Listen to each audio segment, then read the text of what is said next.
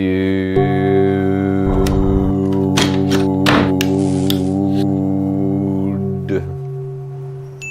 you are getting well.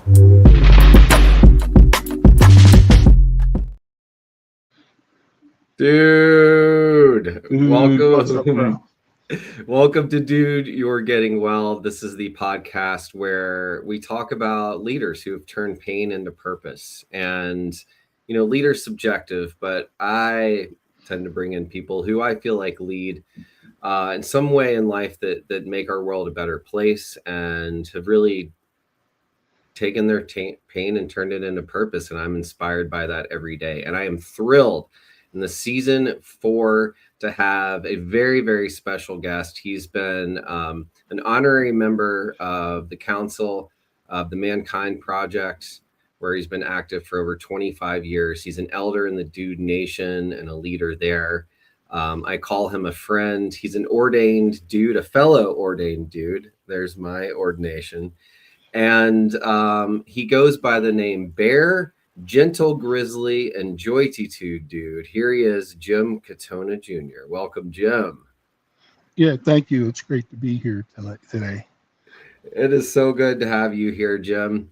Tell us a little bit, for everyone who's like, okay, but we can tell this is going to be an interesting story. He looks like an interesting guy. What is this JoyTeeTude thing? So, I mean, I know, but let's tell the listeners. Yeah, right. So, JoyTeeTude's a word that I just kind of mashed together. I created several years ago in my grief and trauma recovery during a meditation. And it reminds me to have an attitude of joy and gratitude in all of my life's experiences. And I just started kind of talking about it and sharing it at different places, and it kind of stuck and caught on. And, that's awesome. Yeah. And I'm curious where so I know there's a whole movement that's come with the JoyTeeTude Dude. In fact, you have a website now, which is the JoyTeeTudeDude.com. Correct. All right. So we'll post that here for sure. But tell us how you've been in men's work for a long time. Were you always this delightfully full of joy and gratitude? How did your story begin? What brought you here? Well, so it began a long time ago. And, I'm the oldest of 7. I have one sister. And my parents were both, had trauma in their lives as children. And they, passed on to me and my siblings. I had a difficult time in Catholic school being understood. I asked a lot of crazy questions, like how can Christopher Columbus discover someplace where there's a whole lot of people already living? Or if God's in my heart, how can he be in my whole body? And why do we have wars and things like that? And I got in trouble for a lot of that stuff. I was traumatized for writing with my left hand. I was cracked on the knuckles and told that's the devil's hand. And so I grew up with a lot of mixed messages and a lot of challenges. And as I got older, I realized that we all have challenges, and most folks everybody has grief and trauma in their life, and some can deal with it well and some struggle. And I was one of the ones who struggled. And can I just interrupt you do you mind? Can you, because I know grief can be different for everyone, and it's an area of passion for mine, and it's subjective too. But when you said, you were one of those people who struggled, what did that look like? What did that feel like then?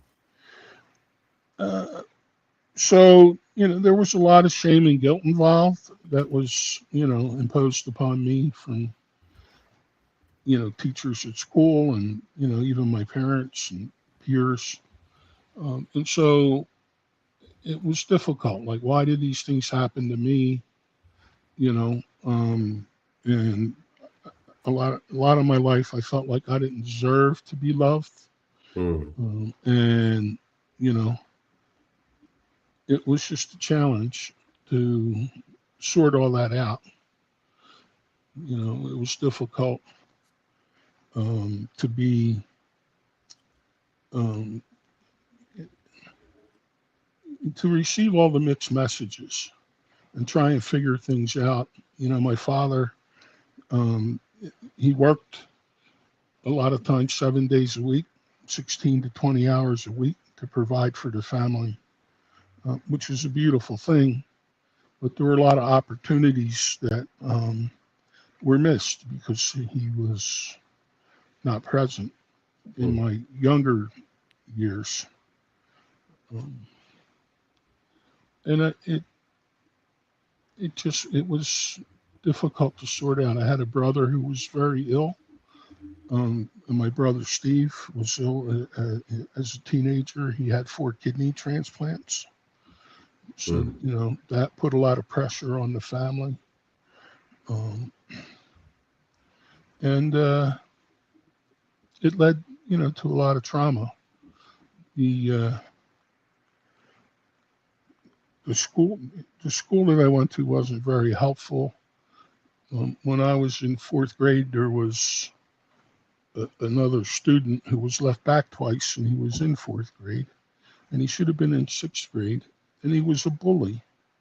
And I kept trying to talk to him because I didn't understand why he needed to pick on me. I wasn't bothering anybody. And, you know, my dad went to his dad, and I went to the sisters and the principal at the school. And it was just a terrible thing. And my father said to me one day, well, I can't get down there and defend you. You know, you need to defend yourself. And so I warned him. I said, if you hit me again, I'm going to hit you back. And he did. And I hit him twice. And the sister came in. She took us both to the principal. And the principal kept adding punishment onto what she told me I was going to have to do. And I said, and she said to me, I said, thank you, sister. Thank you, sister. And at one point, she said, you don't seem to be too upset when I keep adding all these punishments. And in the innocence of an 11-year-old, I said, well, my dad told me that we tried everything we could and that I was defending myself and I had to do whatever you tell me I have to do, but I won't be in trouble when I get home tonight. Then she locked me in a closet for 5 hours after telling me that I was going to go to a place where all I got to do was fight and all I got to eat was bread and water and a lot of other different things about roaches and rats, and locked me in a broom closet, you know, a coat closet for 5.5 hours, like, and 2 hours after school, because she called my mother and said I was going to be punished and I had detention. Wow. And then told me that if I told my parents what happened, that I'd go to hell. Well, and so what I learned from that was later on I talked to Paul and I said, why do you pick on everybody? And he said, I have a pain. And he pressed real hard on his temple right here behind my eye. And I tell everybody about it. And I go to the doctors and they said they can't find nothing. And it's all in my head. So I'm angry. And it turned out he died a few years later of a brain aneurysm. And then I realized, you know, that if we learned how to listen to each other, that life might be a whole lot different. And it put me on a path to find out what I can do to help make the world a better place. And I've been on that path since then. And I firmly believe we all have an opportunity to impact the world, and we all do impact the world to some extent. And so here I am. That's beautiful and tragic too.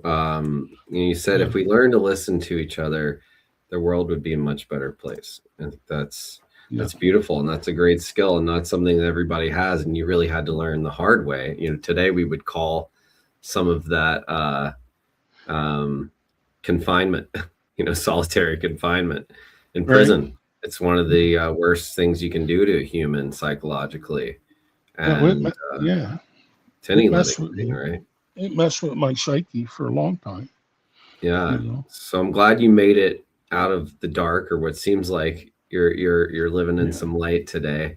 Um, what had you seek men's work? You said you wanted to learn to listen. Was there anything that you were personally struggling with that wasn't working for you, or said, I just don't find most men are like, hey, I'm just going to go check out a men's group. It's usually like we're dealing with something. We've got to be in pain, usually, in my experience. Yeah, Not right. always, but I'm curious what was showing up for you.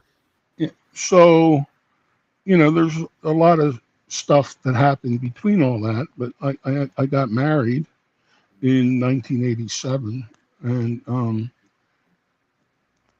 Mary Jo was a lifelong friend. Her father introduced my mother to my father back in 1957. Um, and I saw her anger and rage. I was a rageaholic. I was angry at the world, and I was Mm, trying to find out a way to be happy, and to live a happy, normal life, and like what I judged everybody else was living. But I've come to realize a lot of folks are struggling as well. Um, so we had gotten married, and we lost the baby. Who She died in delivery in April of 1991 with umbilical strangulation. mm, I, you know,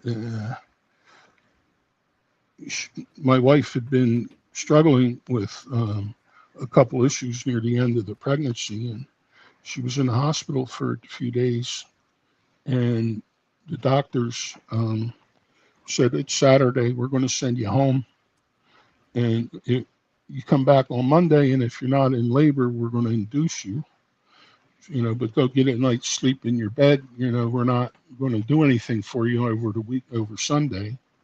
So I went and called everybody and said, we're going to have the baby Monday. And that was a very traumatizing hardship on our marriage. And aside from the other issues we were dealing with, we ended up getting a divorce. And I was struggling in the middle of the divorce because I was hopelessly holding on to the possibility that we would work out our differences. And the therapist who I was mm, seeing was a member of the Mankind Project, which at the time was a mm, national men's organization. Now it's global. And this was in 1998. I started seeing him. And, he saw me for several months, and he recommended that I go on what's called a New Warrior training adventure with the Mankind Project. And so I did. I did. I was supposed to go in May, but I was in a wrestling tournament with my kids who I was coaching at 41 years old, and ended up taking seventh place in the region. And the nationals were the weekend that I was supposed to go to my NWTA, and so I ended up going in June. And it was a earth. It was a right earth world. Right. It was a life-changing experience for me and many other men. And it was mm, an opportunity for me to look within myself to see how, over the years, I learned that, by playing the victim and thinking that all my challenges and struggles are because of things other people did to me, and not learning from those experiences and growing, that was creating my anger. And instead of trying to suppress my anger, which I had been doing, or to, you know, uh, mm, ignore it, right? I learned to embrace it and to go through, um, certain processes with the support of other men, to learn about who I am and what I am empowered to do as an individual in the world today. So it put me on a path, for deeper understanding and acceptance of who I am. So.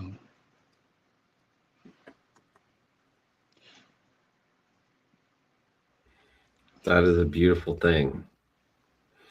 And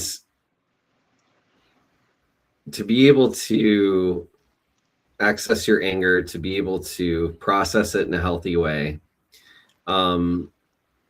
was there anything that helped you see that your anger wasn't working for you, or that helped you learn to process that? Like what you remember the moment where you're, that oh shit moment I like to call?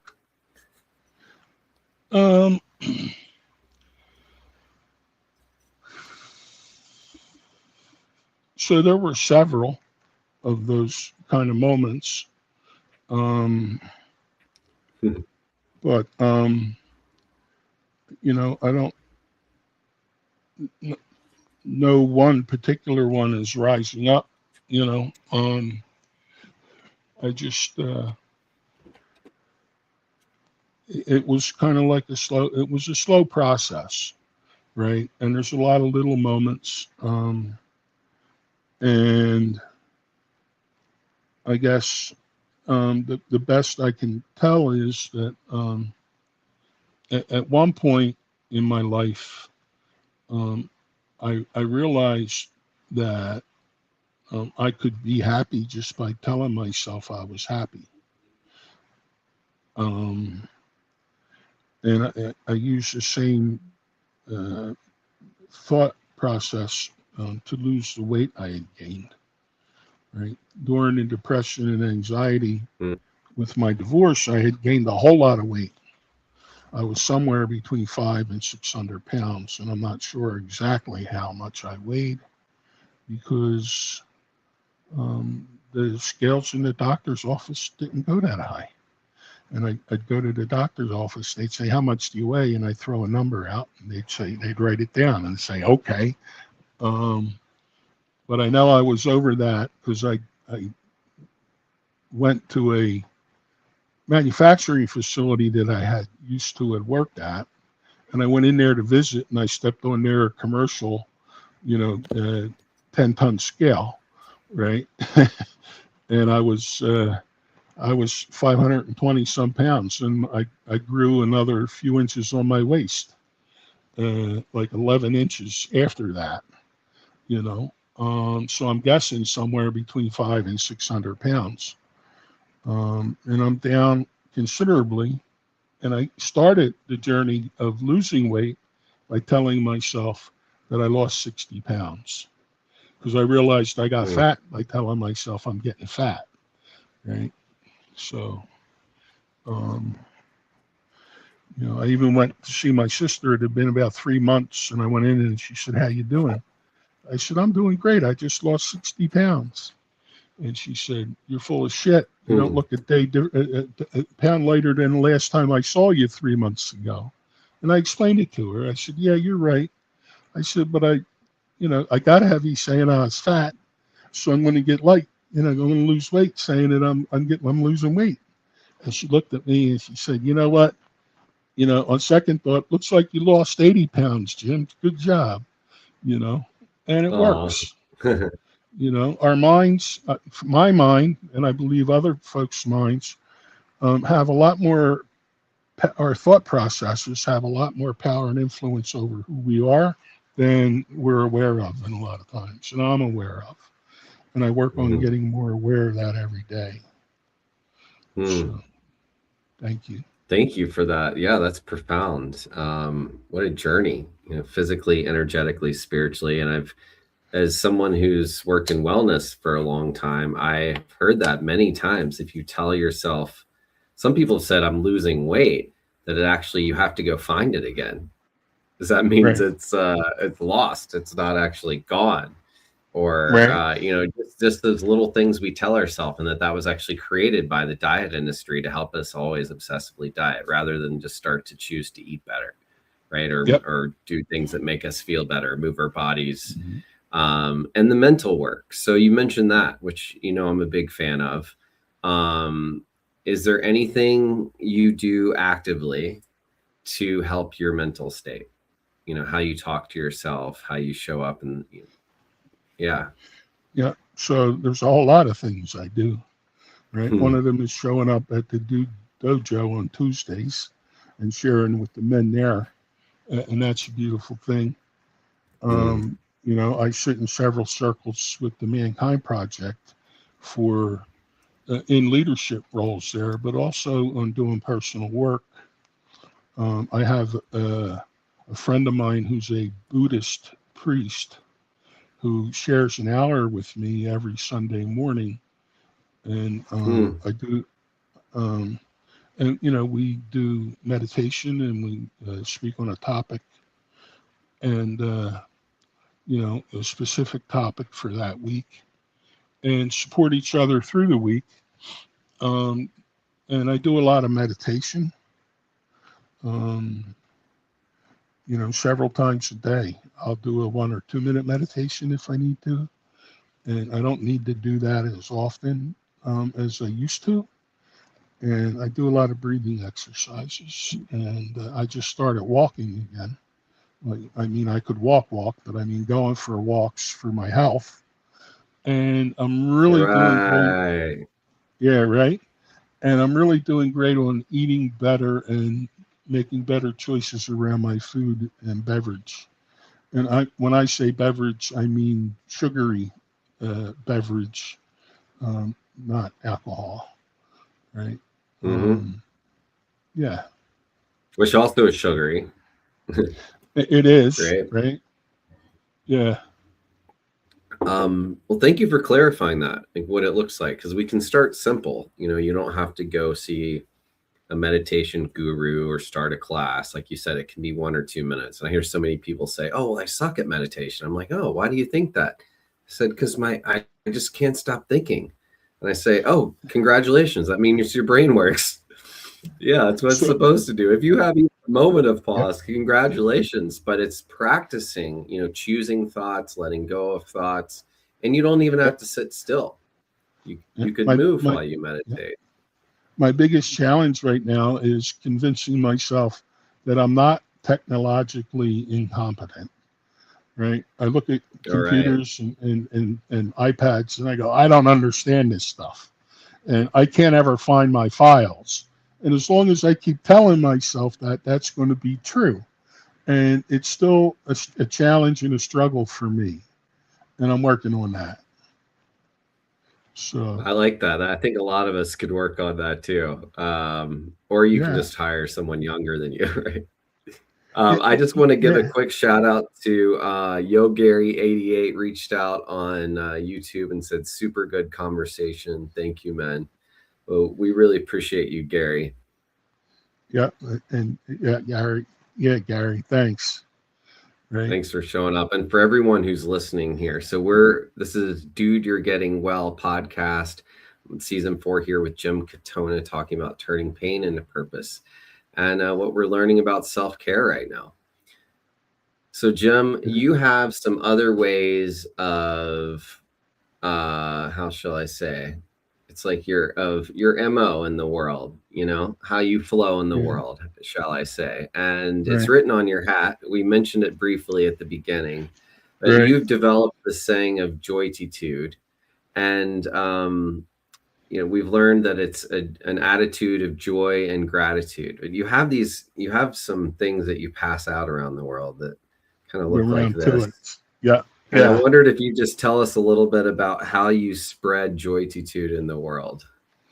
Well, so, right, my grandfather on my mother's side was a fireman, and he was very creative. And he would make these little things that were called, and he would say, it's around to it, right? And so, and that's all it would say on it was around to it. He would cut them out, and I did it when I got older. Yep.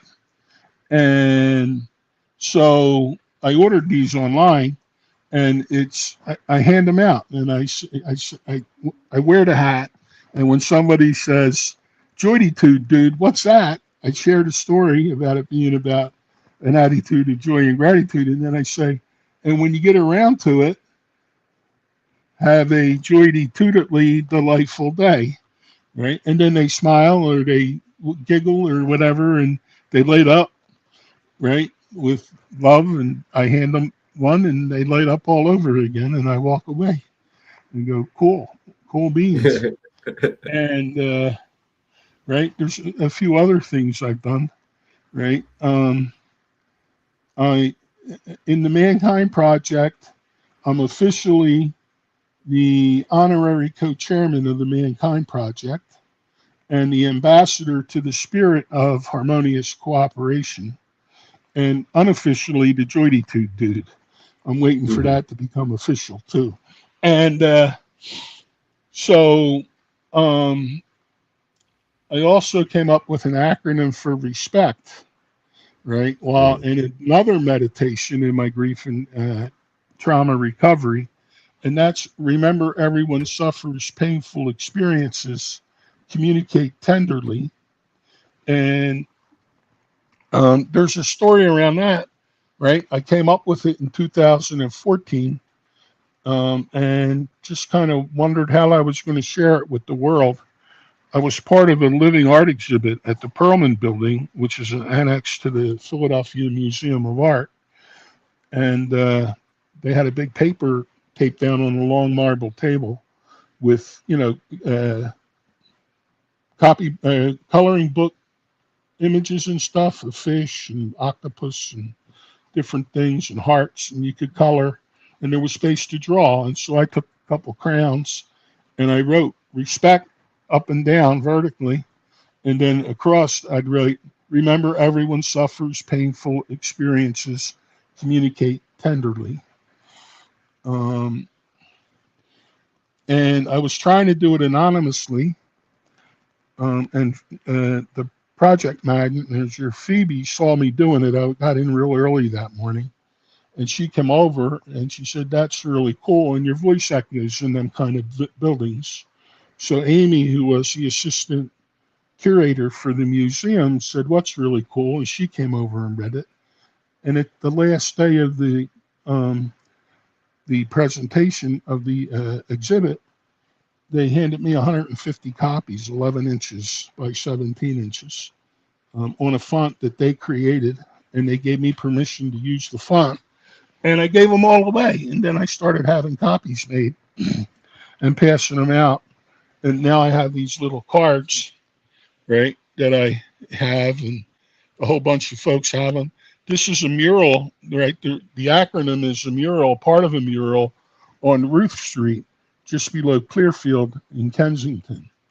And I want to give a shout out to Britt James, who's the founder of Philly Unknown, which is the nonprofit who has the Ruth Street Garden, where the mural is on the wall. And also to John Zerby, who was the artist from the Mural Arts Project. He's part of the Mural Arts program, who helped me get it there, right? And it's just a beautiful thing. And so I hand them out as well, right? Or I leave them on the tables. I go to the airport when I travel. I'll leave them, on a table, or there's phone booths, believe it or not. There's still phone booths not booths, but the little shelf thing and the little phone on the wall. I'll stick a couple of those as I go by, or I go to the supermarket and stick them between the packages of diapers and things. And just, it's like, things are crazy. I have one friend who I mailed him a couple, and his daughter's a school teacher, and she had her class all draw their own interpretation of the respect acronym with, as an art project. And, there's a whole lot of folks that are impacted by it that I'll never know. And it's not about me knowing, it's about me spreading the word. Right?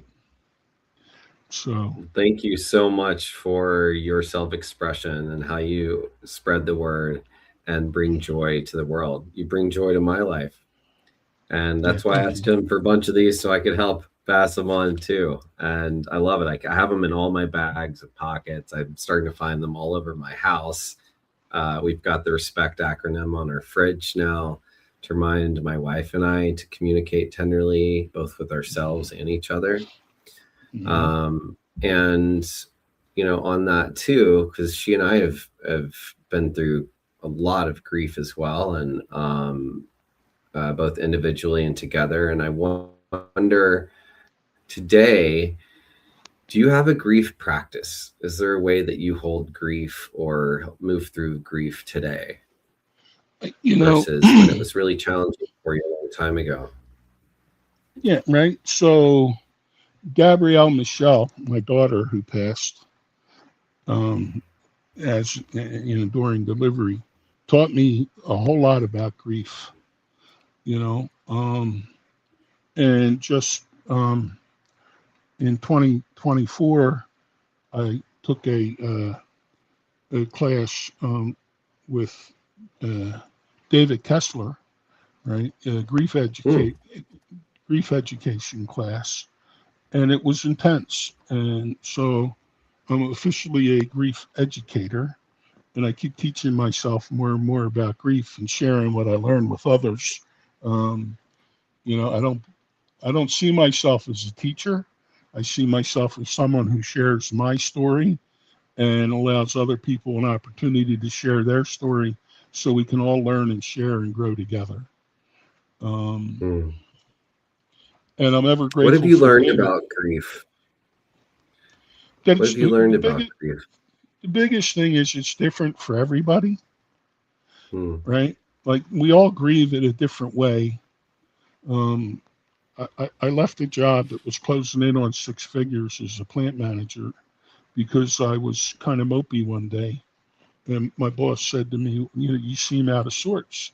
I said, it's the anniversary of my daughter passing during delivery. He said, well, when was that? You know, I said, 1991.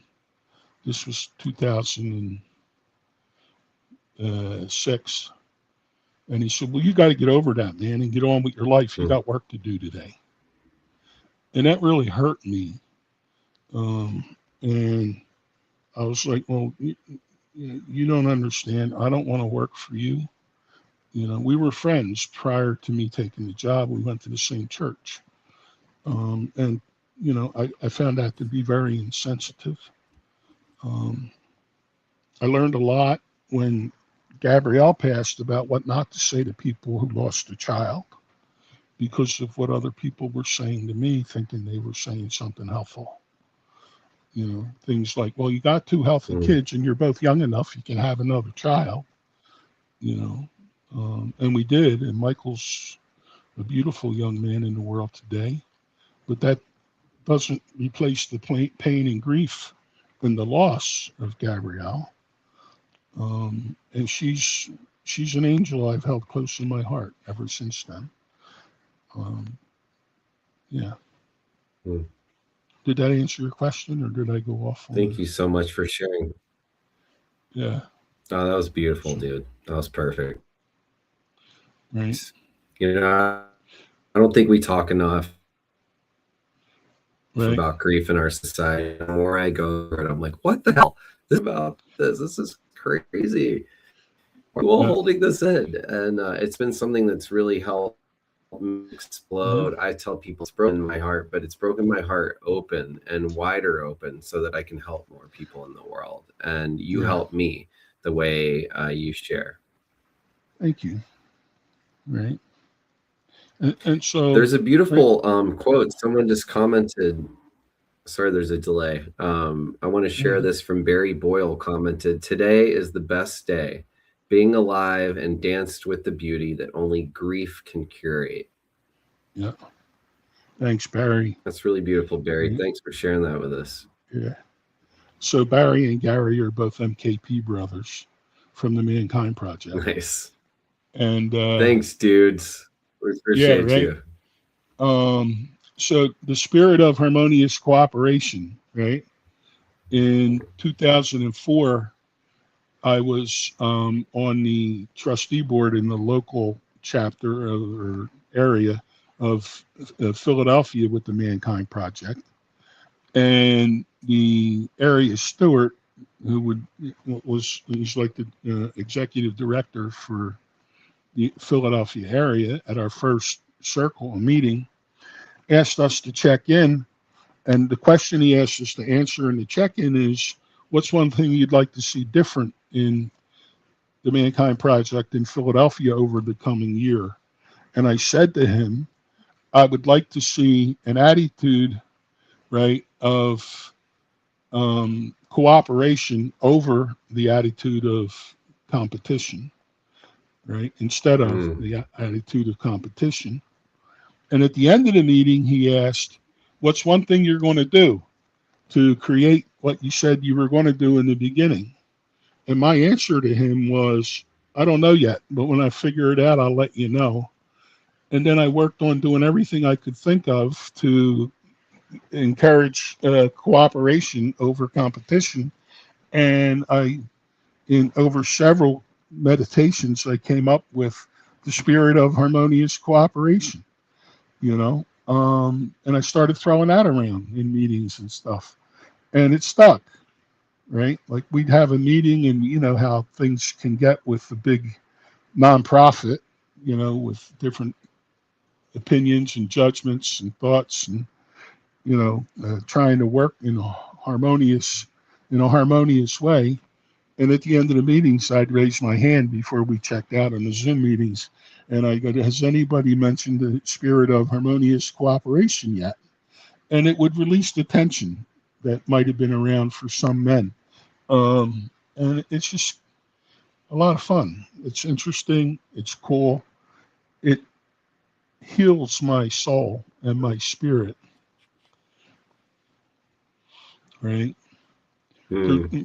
Men are checking in. Thank you for reminding us to keep it light.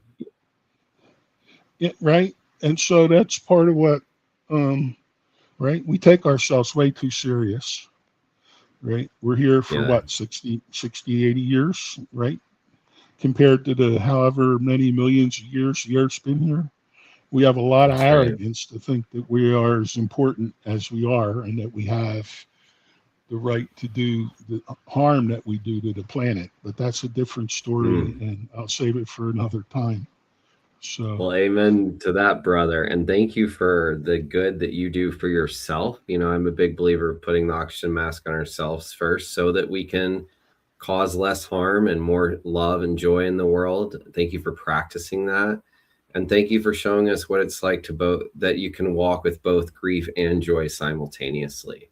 That's something I'm really taking away from this. And if you're listening, I want to thank you. You can listen to our podcast, Dude, You're Getting Well, live anywhere you stream podcasts, especially on Spotify. It's there. If you follow us, please comment, share this with someone who could use it today. One of the best things you could do, again, not making it about us, is share this with someone who could use it, because that's how the beauty and the healing happens. And because of someone sharing, the JoyTeeTude dude came into my life because I own that dude space. I take that on to spread more joy. And then that was my healing process. And I now, instead of yelling aho like most meetings, we end our meetings with dude, to remind ourselves to take ourselves less seriously and spread joy and love to every man and every human and living thing in the world. So, Jim, would you join me in closing our podcast with a big dude? Yeah, absolutely. Right. The dude abides, bro. Yeah. And I'm going to work on also having an official JoyTeeTude dude title in the Dude Nation. I mean, if you can't have it in the Dude Nation, where can it? So unofficially yours, we'll make it official. We'll send you a plaque. And I just want to, if you're with us, I want to invite you to do this with us. So I want to encourage you to place 2 hands over your heart. Yes, also you listening. Unless you're driving, maybe just 1 hand, or imagine a hand. And I'd like you to send yourself a little bit of love and compassion. Jim also has these beautiful cards from his elder who's passed away. What's his name, Jim? Ed Thornton. Be gentle with yourself. Ed Thornton. Say, be gentle with yourself. So I just want you to send yourself a little gentle and kindness today. And then open your arms up towards the sky and imagine like this giant Batman beam of light, right? This is a JoyTeeTude dude light. This is going to go out to the world everywhere. And we're going to release it by yelling out a big dude. You know, we're going to let our voices be heard. Okay, here we go. 3, 2, 1. Dude! Yes. Well, thank you so much, Jim. It's been an honor. Thank you for brightening my day and for showing us the light in the darkness. And I love you, man, dude, brother. Yeah. I love you back, dude. Thank you. Well, stick around, Jim. Everybody, thank you. Please subscribe to us. Tell someone. And again, share this with a human or an animal who could use it today. All right. Thank you. Take care, everybody.